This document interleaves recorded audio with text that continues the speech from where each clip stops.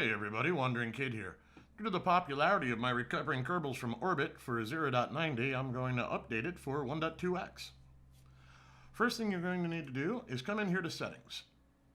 Inside Settings, make sure you have Show Vessel Labels turned on, particularly for low-tech pickups when you haven't upgraded your tracking center yet. From there, let's get into the game. So a Kerbal rescue mission typically starts with something like this. You have a contract, rescue some Kerman from the orbit of Kerbin. You'll see that he's stranded in low Kerbin orbit or something of that nature. There'll be some money for it, some rep, things like that. And you'll keep your Kerbal no matter how big your astronaut center is at the time. So there's no worry about that. You only need to upgrade the astronaut center for EVAs and to hire more. But when you rescue them, you keep them. So when you come into the tracking center, you'll find that you have something like a craft or a hulk or a wreck or something like that inside your tracking center. If you click on it and highlight it, you'll now be able to see where he is. This guy's in low Kerbal orbit, orbiting between 83K and 89K. So we'll start at aiming for an 82, 83 and go from there. What we want to do is we want to try and launch when our wreck is somewhere around this desert peninsula over by where the pyramid is. Don't ignore these, that's for a contract I'm not picking up. Now one of the things you may have noticed is that I've upgraded my center, but I'm going to show you how to do this without any upgrades. So here's my basic design. This is the Curse, the Kerbal Urgent Recovery System Extraordinaire. It's got two Mark 1s, two parachutes up here. You can't see the second one, it's hidden. It's a Mark II radial on the second one. Up here on top, we've got two T400s and a Terrier. That's going to be one of the nodes you're going to have to get before you can really start rescuing Kerbals, because otherwise lifting this much weight's near impossible. Below that, we've got four T400s, a couple of winglets, upgrade to taste. I like the AV R8s, and a T30 for thrust. We'll have 1.18 TWR on the launch pad. The ship itself comes in at 18 parts, 17.75 tons, and 16.8 meters. So, once you're on the launch pad, you'll be sitting here looking at something like this. We'll come out here. We'll find Double, and we're going to wait for him to get over this peninsula. So we'll just warp up.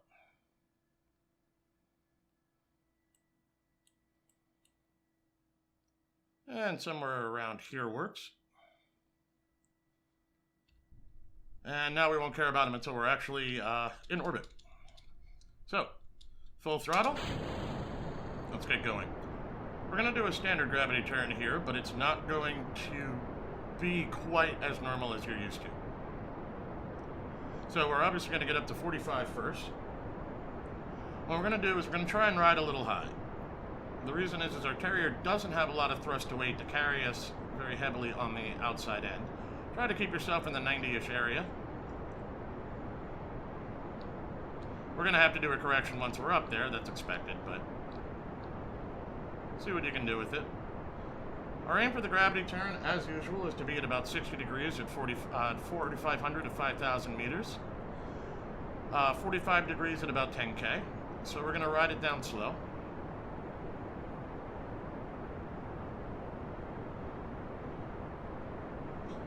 Don't be afraid to hold that upside of prograde a little bit.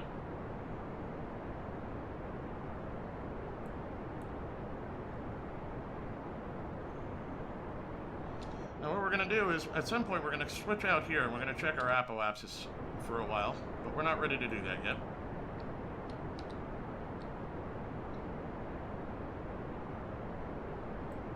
Okay, now I'm going to hold at 45 for a little bit on this particular craft. You'll notice that my liquid fuel here is draining pretty quick. Let's turn on stage view.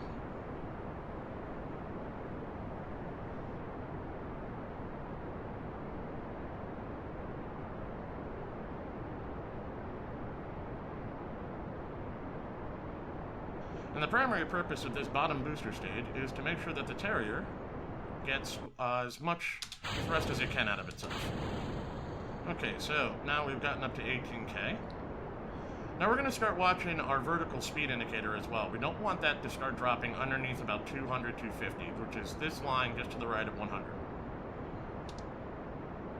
And we're just going to watch our apoapsis off and on. Problem is I can't see the altimeter while I'm in here.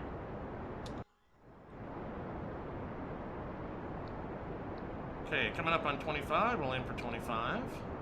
Coming up on 30, we'll aim for 20. And the reason is just because our thruster weight is so low. I could turn on Kerr and show you, but I kind of want to do this with no upgrades, no mods, just to show you how to do it in pure stock. Coming up on 35, we'll be coming down to 15. Alright, 33. Either way. We are trying to just simply gain speed here. There we go. We've gone over about 1100 speed. Starting to get some effect. Now you'll notice my apoapsis is 16 seconds out and is basically about 600 or 700 meters above me. I do not want to dive any further down or we'll just stick in this stuff for way too long. At this point I can drive almost purely by navball in this. I don't need the altimeter anymore. You'll notice I have gone under 100 though on my vertical speed increase, so I came down a little too quickly.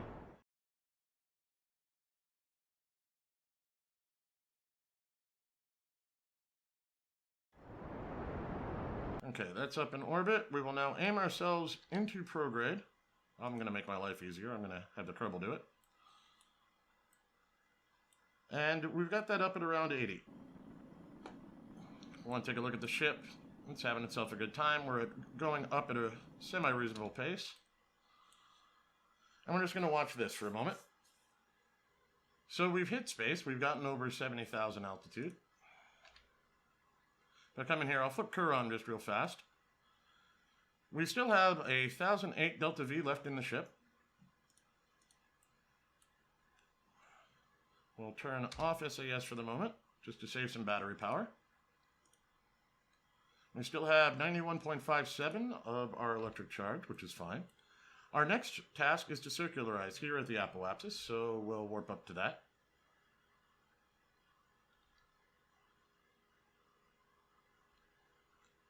Now, one thing you guys may have noticed is I'm way ahead of my target craft. That's acceptable. Now, we're going to scroll in a bit, kick up some speed at the prograde, turn my SAS back on. All that means is we're going to have to go to the outside orbit since we're ahead of him.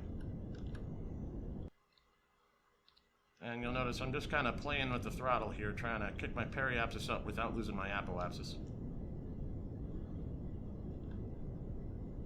Once you're nice and tight to it, you only need just a very light burn. I'm going to try and kick that up to 80s as well. Also, if I stay on prograde. Okay, we've circularized. Our next step is to even our orbits off. So, you'll notice here, my blue line and his white line cross roughly around here. So we're going to warp over to that point, and I'm going, since my blue line and my direction of travel goes under his orbit, I'm going to aim to the normal, which is the purple triangle in the orbital. If I was going the other way, I'd aim anti-normal, which is this upside down triangle with the spikes heading out. So we'll just get ourselves aimed up normal here. Yeah, roughly like that.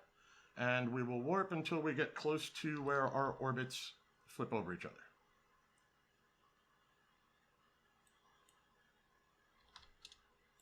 That looks about right.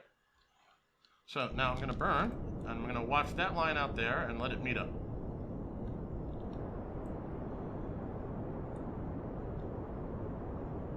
There we go. Now when you do that burn, you're going to get some extra height on your apoapsis, which is fine.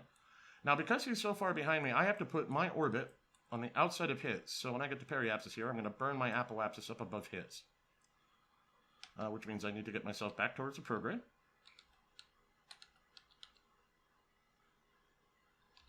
Now you can do this at any point. I'm just happen to do it at the periapsis because it's easier for me. Alright, so let's get that lined up. And you're just going to have to kind of eyeball it. So we come around here to the other side of the planet, scroll in a little bit. There we go. Now I'm on the outside there. I'll do the same thing when I get back to my apoapsis and push my periapsis over his. I don't know where his apoapsis and periapsis is yet. I'm just kind of eyeballing things. Now, if I come in here, and I look behind me, I can't see him yet. He's not in draw range. Show vessel labels will give you a longer range to double click on them to be able to start up your targeting, but I don't see him. He should be down around here somewhere. Yeah, he should be, he's probably just over the horizon, roughly around here. All right, so we're going to warp up to our apoapsis.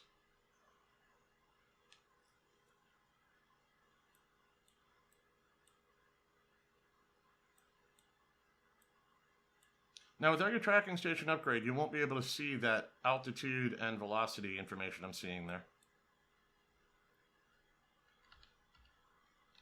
Okay, so we're closed in on our apoapsis.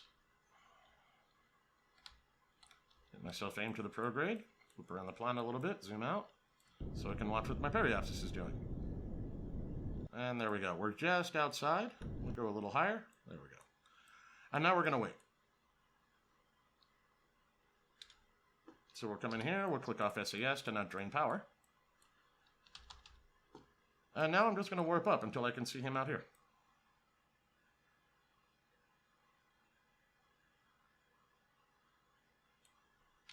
Now if we take a look on the window here, because I'm on the outside, he's slowly but surely catching up to me. Kind of hard to see here. But I can assure you, he is. Now this may take a number of orbits. That's a good amount of distance between us. So you may just have to wait. Let's take a look behind me, see if I can see him. Ah, there he is. Okay, so you see that out there? 94.5 kilometers away? I can now double click him because I have show vessel labels on. Now if you happen to use Kerbal alarm clock, you can come in here, once you've got him targeted, add, and you can find out how long it's going to take for you to get to your closest point. I'm not going to do that because I'm going to try and do this modless, but I just wanted to show you that that exists. Once you have targeted, though, you can see out here where your intersect positions are going to be. Right now, my closest intersect on this orbit will be at 65.4 kilometers. Let's speed things along. Let's head over there. Once we hit that, we'll get a new intercept expectation. Unfortunately, I'm stuck at 50x while I'm down this low because I'm not high enough.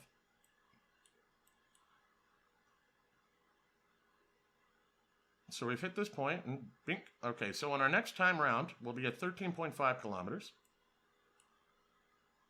Once we get to that, what I'm going to do is I'm going to start adjusting our orbit to speed things along.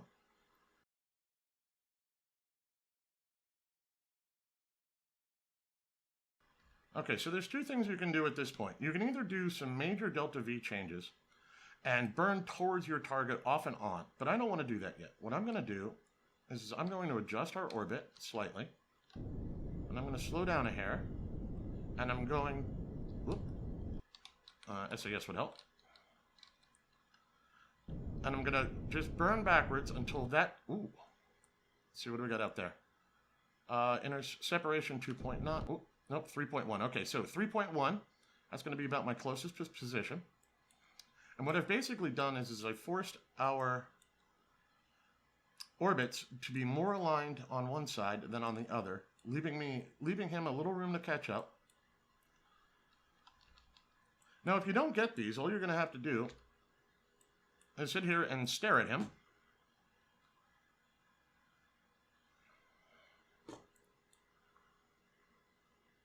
And we're going to switch our targeting type to target.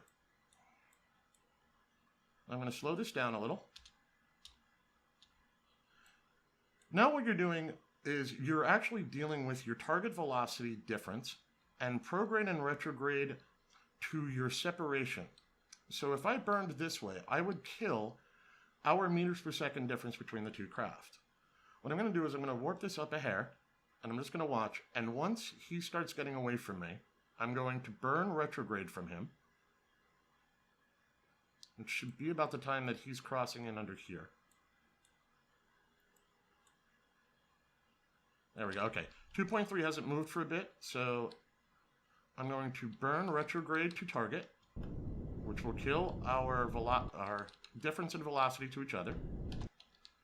And now I'm going to burn towards target, which is the purple ball with the circle around it. get myself a nice, I don't know, 12 meters per second. Now, burning away from target is this symbol. You will almost never use that particular symbol except for a reference. So I'll set myself up near the prograde. It looks like it's drifting this way, so I'll just set myself up down here. And now we're going to warp up again until I'm no longer closing in distance. And I was wrong, it's going that way.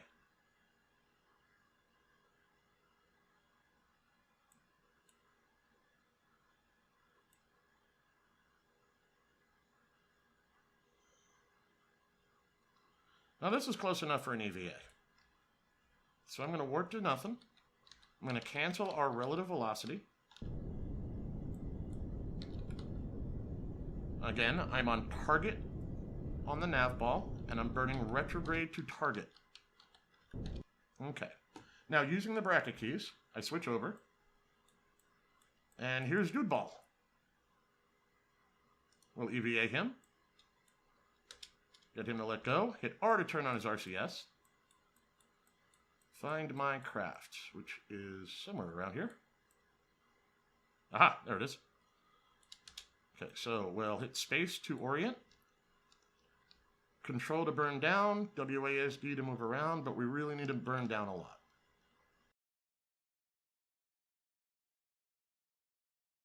Once I've got the ship lined up with his backpack, I can stop burning up and down, and now it's just left, right, forward, and back, like so.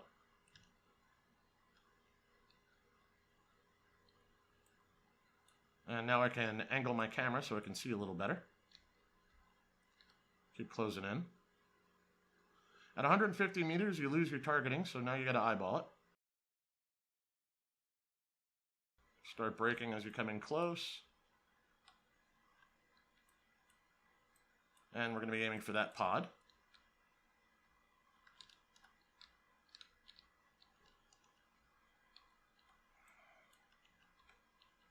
Coming a little under. Now, if I wanted to make my life easier, I could aim this prograde retrograde, but don't really need to. Whoops. There we go. Drive on. Board up. Okay, we have now recovered Doodle. And we can blow that ship up from the tracking center here eventually. Now we need to figure out landing. Right now I am directly over where I had hoped to land. So I'm going to do a maneuver, say right here around the craters, to drop my periapsis. In the meanwhile, if you come into the Space Center,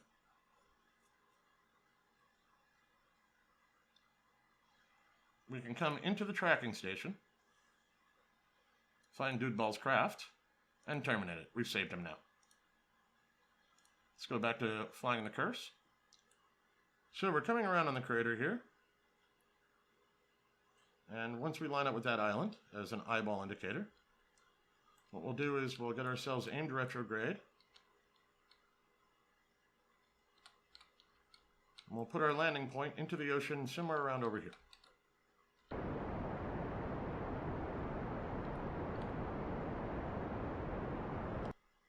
Okay, that may be a little too shallow, but it gets the idea.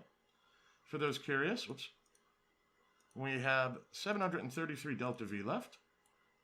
Now we're going to stay in the retrograde. Now we're going to run this almost like I hadn't had the extra fuel. Let's say that there were a bunch of mistakes made. So we'll kick off our engine.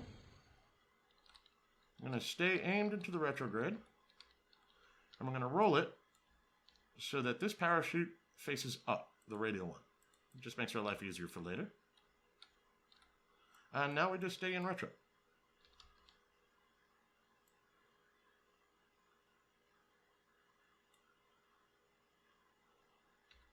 We've hit Atmo, roughly around here. And we should start getting decent air somewhere around the edge of the desert here or a little bit into the water. Again, I did pop this a little shallow, but oops. Let me turn off ambient light because that's glowing too much now since we're not on the dark side.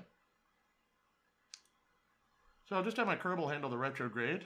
You can do this manually if necessary. And now we're going to float for a bit. So we're coming down under 47.5 here at the edge of the desert.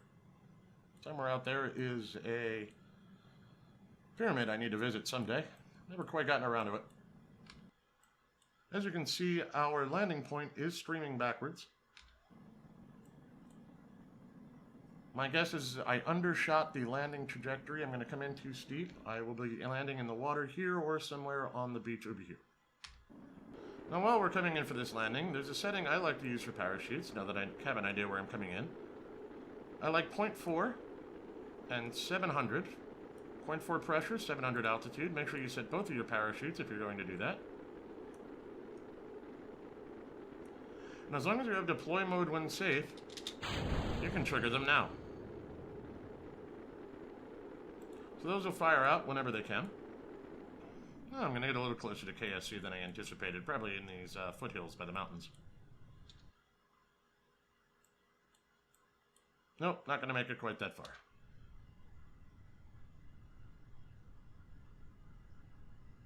Now, one other thing we'll want to do is once the parachutes extend,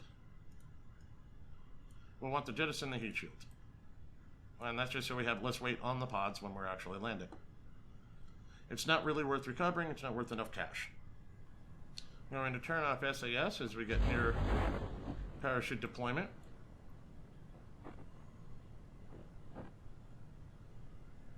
And at 700 meters over ground, because of the way I set them, they will fully expand deployed.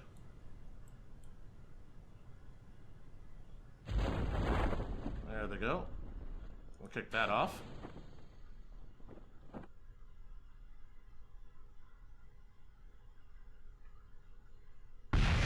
And that's why you wanted to kick it off. You're already coming in pretty quick. You're coming in at 5.8, 5.9 meters, even with the dual chutes. So we'll just let it land here. And we're coming in for a nice landing. And there we go. Turn on SAS so it stops wobbling. Recover the vessel. And there you have it. Summary for the curse. Covered something from orbit. Some parts, we were 92.8% recovered. So 1855 recovered. And Dude Ball Kerman came home. We come into our contracts. We rescue Dude Ball from orbit. He's been made part of our space program. And we got some cash and rescue. So that's how you rescue a Kerbal from orbit in 1.2x.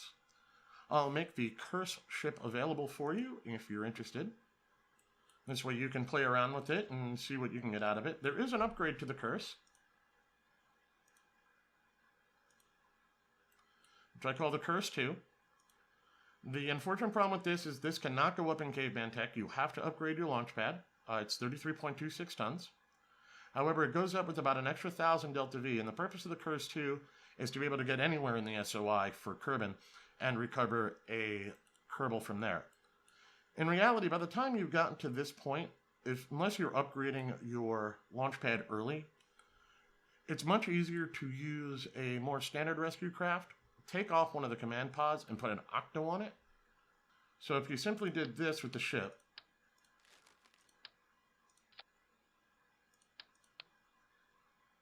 slap a octo across the top, stick on a pair of cells so that it doesn't run out of power while it's up there, and you get really close to the same delta V out of the result. So you'll just have to decide what you want to do with it. And there's a number of ways once you get past the curse level to go rescue your Kerbals, once you started upgrading and getting higher in the tree, so you'll just have to decide your approach from there. But if you do it this way, make sure you come in a crew and kick your pilot out, because otherwise you go up with a crewmate and you can't rescue anybody. So I hope you enjoyed. Thanks for watching. If you liked this, please like or subscribe for this and other random stuff I do. Thanks for watching.